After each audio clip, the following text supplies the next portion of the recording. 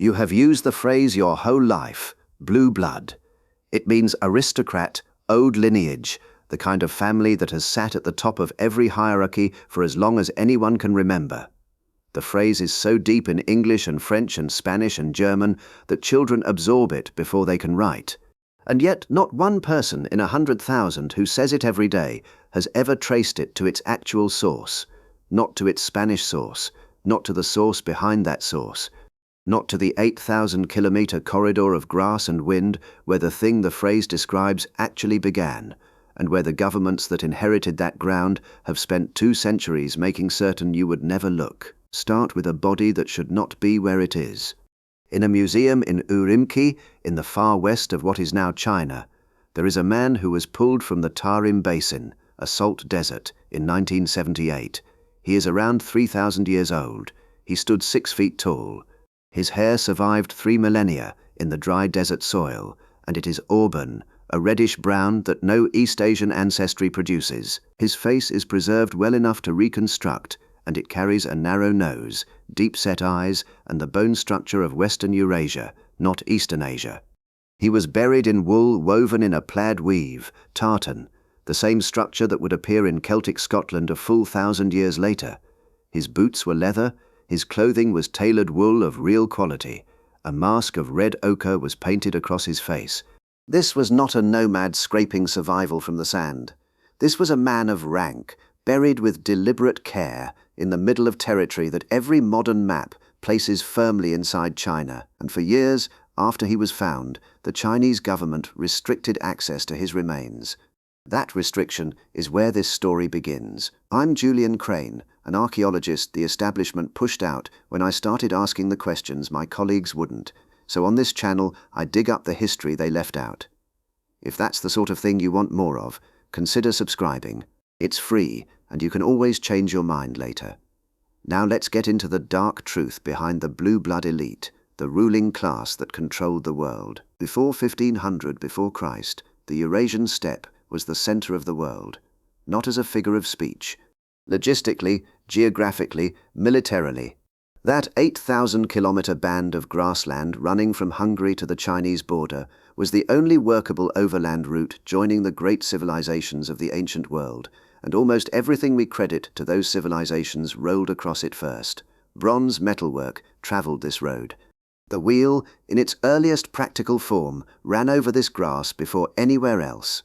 The domesticated horse, the animal that reshaped war and trade and power more completely than anything before gunpowder, was first broken to the rider on this steppe by people who understood what a mounted archer could do at a gallop before any other population on earth had seen it.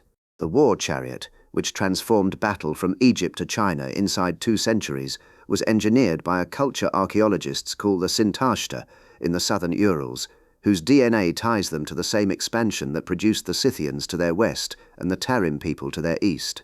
These were not a footnote in somebody else's history. They were the engine.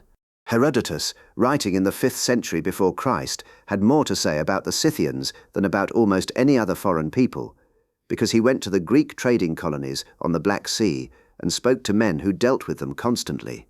What he recorded was a culture of real sophistication hiding behind the surface of nomad life. The Scythians kept no cities by design, because a ruling class that cannot be found cannot be besieged, but their kings moved with craftsmen, surgeons, and scribes. They taxed every trade route that crossed their land. They ran diplomacy with Persia, Greece, and the forest peoples to the north at the same time. And their gold work, which now fills a gallery at the Hermitage in St. Petersburg, has no rival in the ancient world for sheer density of craft. In 513 before Christ, Darius the Great of Persia crossed the Danube to conquer them with an army the ancient sources put at 700,000 men. He had already taken Egypt and Babylon. Against the Scythians, his campaign ended without a single real battle. Their king sent Darius a message, 4 objects, a bird, a mouse, a frog, and 5 arrows. The Persians read it as surrender. It was a riddle. Unless you can fly like the bird, burrow like the mouse, and leap like the frog, our arrows will find you. Darius turned the largest army in the world around and went home. The people who held the steppe had proven the thing that would stay true for 2,000 years. You could not beat them on their own ground. You could only wait for them to come to you, and Herodotus described how they looked. The Royal Scythians, the ruling lineage inside the wider culture, were physically distinct from everyone around them. Greek traders knew them on sight across generations. Tall, light-eyed, often fair-haired. Not Greeks, not the forest peoples, not the eastern populations. A specific, recognizable type that kept reproducing itself because this was a ruling class that married inside a defined circle on purpose as a matter of political survival. Far to the east, Chinese court scribes described a steppe people they called the Ürümqi in almost the same words: green or blue eyes, reddish or light hair, and they wrote it down again and again because it did not match anything the court was used to recording. The evidence is not just written. In 1993, the Russian archaeologist Natalia Polosmak opened a burial mound on the Ukok plateau, high up where Siberia meets Mongolia and Kazakhstan, deep in territory that every map before the 19th century labelled Tartaria. Inside a chamber the permafrost had preserved for around 2,500 years, she found a woman 5'6", light-haired, dressed in silk and fine wool. Her arms and shoulders were covered in tattoos of extraordinary complexity, mythical deer and griffins and big cats spiralling across her skin in a style so advanced that modern tattoo artists study the photographs to learn from it. Beside her sat a container of cannabis. On her head was a headdress of carved wood and gold leaf rising nearly 3 feet. 6 horses had been sacrificed and laid around her. Archaeologists call her the Ice Maiden. The local Altai people call her an ancestor who was taken from the ground where she was meant to rest and carried off to a museum in Novosibirsk. Her DNA belongs to haplogroup U5, a lineage that traces back to the ancient European steppe, Western Eurasian, not East Asian. The Altai parliament has voted 3 times for her return. She is still in Novosibirsk, in Kazakhstan, near the town now called Essek. A young warrior was buried in the 4th or 5th century before Christ under roughly 4,000 individual gold objects. Gold animals in the Scythian style, gold-covered clothing, gold arrows, and a silver cup carved with 26 characters in an alphabet nobody has fully decoded in the 60 years since. They call him the Golden Man. He was the heir to a tradition so embedded in the material culture of the steppe that even his death demanded 4,000 pieces of gold to honor it properly. These were not primitive people waiting for civilization to arrive. They were the civilization. Now, the phrase, blue blood, sangre azul, entered European speech in the 15th century, in Castile, in Spain. The Castilian nobility, hardening their position in a kingdom that had just expelled its Jews and was dismantling 7 centuries of Moorish influence, built a whole legal machine around a thing they called limpieza de sangre, purity of blood. Statutes required anyone seeking a church post, a guild place, a university seat, or a military office to prove their lineage held no Jewish or Moorish ancestry for at least 3 generations. And the old Christian families, the statutes claimed, were physically different.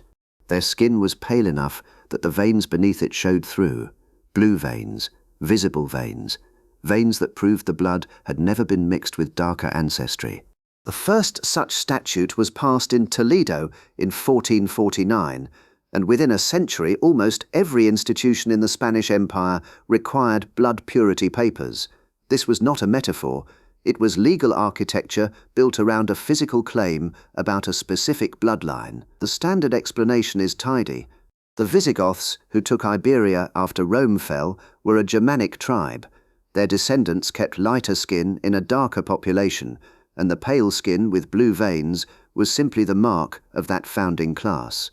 Reasonable, not wrong, and badly incomplete, because the Visigoths did not come from some northern forest in any meaningful sense. They spent critical centuries living on the Pontic steppe, the very ground the Scythians had ruled, in direct contact with the people who had held that land for 1,000 years before them. Gothic metalwork carries Scythian animal style so consistently that the line between the two is genuinely blurred in the archaeology. Gothic warriors adopted steppe cavalry at a depth that took generations to learn, and when the Huns pushed the Goths west into the Roman Empire, they carried that steppe inheritance with them. The court of Attila the Hun, the very emblem of Eastern barbarism in European memory, was described firsthand by a Roman ambassador named Priscus in 449, and what he found was not a camp of savages, wooden palaces with carved decoration, silk on the walls, silver at every formal meal, a multilingual court running ordered diplomacy with Rome, Constantinople, and the Gothic kingdoms at once. The blue blood the Castilians were protecting in the 15th century was not a forest inheritance. It was the westernmost echo of something that had run at full strength across 8,000 kilometers of grass for 2,000 years, and whose eastern half was still visible out in the Tarim Basin and the Altai, in the territory the maps called Tartaria, until the governments that inherited it decided it should not be visible anymore. On the 13th of January, 1775, the Empress Catherine the Great of Russia signed a decree. It renamed the Yaik River the Ural River. It renamed the Yaik Cossacks the Ural Cossacks. It renamed the town of Yaitsky Gorodok as Uralsk. And it ordered the family of Yemelyan Pugachev, the Cossack who had raised 100,000 fighters across the exact territory the encyclopedias called Tartaria and had nearly toppled the Russian Empire, to give up their surname entirely. The stated purpose of that decree, written in the language of imperial law and kept in the Russian state archive, was complete oblivion. Not justice, not deterrence, complete oblivion. You do not erase the name of a river to punish a criminal. You erase the name of a river to erase a civilization's claim to its own geography, and the physical evidence for that civilization is no longer a matter of interpretation. It has been confirmed at the molecular level. In 2015, a landmark study in the journal Nature, led by the Harvard geneticist David Reich, analysed 69 ancient European genomes across 8,000 years and found a massive genetic replacement about 5,000 years ago, driven by people from the Pontic-Caspian steppe that archaeologists call the Yamnaya. In parts of northern Europe, Yamnaya ancestry replaced up to 75% of the existing population inside a few centuries. That speed is not gradual migration. It is elite dominance, a ruling class imposing itself on populations that went on existing but no longer held primacy. Reich put it plainly. The steppe ancestry did not just appear in Europe, it arrived and overwhelmed. And the same signal turned up at every site where the Scythian and related ruling classes had been dug up the full length of the steppe. Then, in 2021, another nature study complicated the Chinese position on the Tarim mummies in a way the state could not use. It found that the oldest Tarim people did not carry Yamnaya ancestry. They carried something older, a lineage the researchers called ancient North Eurasian, largely absorbed everywhere else, but preserved in the Tarim Basin in unusual isolation. These were not recent arrivals from Europe. They were a population with extraordinarily deep Western Eurasian roots, living in what is now Western China for thousands of years. Chinese institutions seized on the word indigenous, but as Victor Meyer of the University of Pennsylvania, who has spent 30 years on this, pointed out, indigenous to the Tarim Basin and ancestrally East Asian are not the same claim. A population with ancient North Eurasian ancestry living in Western China for 4,000 years is not evidence of deep Chinese continuity. It is evidence of exactly what the official story cannot allow. Meyer does not soften it. He calls the institutional response distortion. Here is the thread that ties the phrase to the bloodline. The steppe aristocracy ate and drank from silver systematically. Every Pasic burial above a certain rank contains silver vessels, cups, bowls, ladles. The Scythian burials on the Black Sea steppe are the same, described by Herodotus and confirmed by the silver in the hermitage. And silver, at enough exposure, causes a condition called argyria, a permanent blue-grey discoloration of the skin as silver particles settle into it. It is documented in modern medicine with clinical precision. It is not temporary, it is not reversible, and it is cumulative, which means a child raised from infancy drinking from silver as the children of a ruling class that used silver exclusively would build up that blue-grey tint at a depth that adult exposure never reaches. A ruling class that fed its infants from silver generation after generation as a mark of status would over time become visibly, measurably distinct from the people it governed, blue-tinged, blue-blooded. And here is the strange part. The archaeology of the silver vessels is in one body of literature. The medicine of Argyria is in a second. The etymology of blue blood is in a third. The genetics of the ruling class is in a fourth. And no one with institutional standing has ever put all four in the same room. Now I have to be honest with you, because when a pattern is this clean, it should make you suspicious. And it made me suspicious. So I spent a week building the strongest case against my own thesis, and parts of it hold. The Argyria link is real chemistry, but it has not been directly documented in a specific steppe population. It is an inference from the silver and the medicine, however logical. The reading of the Yamnaya expansion as elite dominance rather than mass migration is still argued over. The 2021 Tarim finding complicated the picture in ways scholars are still working through. And the intelligence document I am about to describe records one Soviet action in 1944, which on its own does not prove 2,000 years of continuous suppression. All of that is true, and all of it qualifies the story. But then I looked at what was left after the qualifications. The Chershin man's auburn hair, confirmed by everyone who has examined him. The Ice Maiden's European haplogroup, confirmed by molecular analysis. The golden man's silver cup, sitting in a museum in Kazakhstan. A CIA analyst who chose the word falsified. An empress who wrote complete oblivion into law. And the first Encyclopaedia Britannica in 1771, calling Tartaria the largest country in the world, 1 year before the largest rebellion in Russian history exploded across that exact ground. I could not make the coincidence hold, because the erasure is documented. In August 1944, the Soviet Union issued a directive to the Tatar Provincial Committee ordering a scientific revision of the history of Tartaria to eliminate what it called shortcomings and mistakes of a nationalistic character. A CIA analyst who wrote this up in 1957, in a report kept classified for 42 years, chose his words without diplomatic softening. He wrote that the history was to be falsified in order to hide the facts of the real course of Tatar-Russian relations, and that histories which told the truth had been withdrawn and destroyed, not archived, destroyed. And once you see the method, you see it repeating at every scale. The bells of Russia, more than 1 million bronze instruments tuned by foundry families across generations of inherited skill, were melted by Soviet decree in 1929, and when Russia later tried to revive the craft, the families were scattered and the technique had to be relearned from nothing. The knowledge was not lost, it was cut. The steppe languages, Kazakh, Kyrgyz, Bashkir, holding words for ideas that exist nowhere in Russian, were targeted. Folk epics about pre-Russian heroes were reclassified as glorifications of banditry. Ürümqi Bekmurkhanov, the first Kazakh to earn a doctorate in history, wrote admiringly of Kenesari, the last Khan of the Kazakhs and the leader of a 10-year uprising against Russian expansion.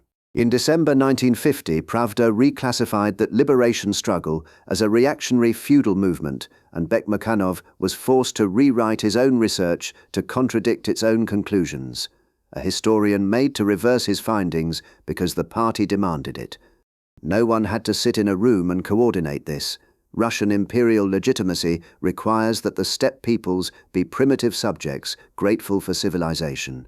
Chinese territorial claims require that the Tarim Basin was always fundamentally Chinese. European aristocratic myth requires that blue blood came from Germanic forests or Roman law, not from nomad grass. Each institution acts from its own interest, and the result is identical. The history of the people who controlled the center of the world for 2,000 years vanishes from every direction at once and survives only as obstacles in someone else's story. Once you see it, you cannot unsee it. The Chechen man's auburn hair, the Ice Maiden's European haplogroup, the golden man's silver cup, the Castilian nobleman's blue veins. They are not 4 separate facts. They are 4 points on one line, a line that runs through a CIA reading room, through Catherine's decree, through Victor Mayer's 30 years of resistance, and ends at a museum in Ürümqi where a 6-foot man with red-brown hair and plaid wool is labelled Han Chinese. I am Julian Crane. The Cherchen man is still in Ürümqi, described in the official materials as evidence of ancient multicultural exchange, a phrase that does the same work as complete oblivion, only with better public relations. The Ice Maiden is still in Novosibirsk, her tattoos studied by specialists who can no longer read what they meant because the people who could are gone. The silver cups are in the Hermitage, the gold is in Kazakhstan, the DNA is in the journals, and the phrase blue blood is still in the language, taught to children before they can write, and nobody ever asks why blue. The veins are still blue, the grass is still there, and the River Catherine, renamed in 1775, still runs under the name she gave it, so that the name it carried before would reach complete oblivion, and so that 2.5 centuries later you would read the word Ural and never once wonder what that river was called before an empress decided you should forget. The question is not whether the erasure happened. The question is what else they renamed while you weren't looking. I'll see you in the next one.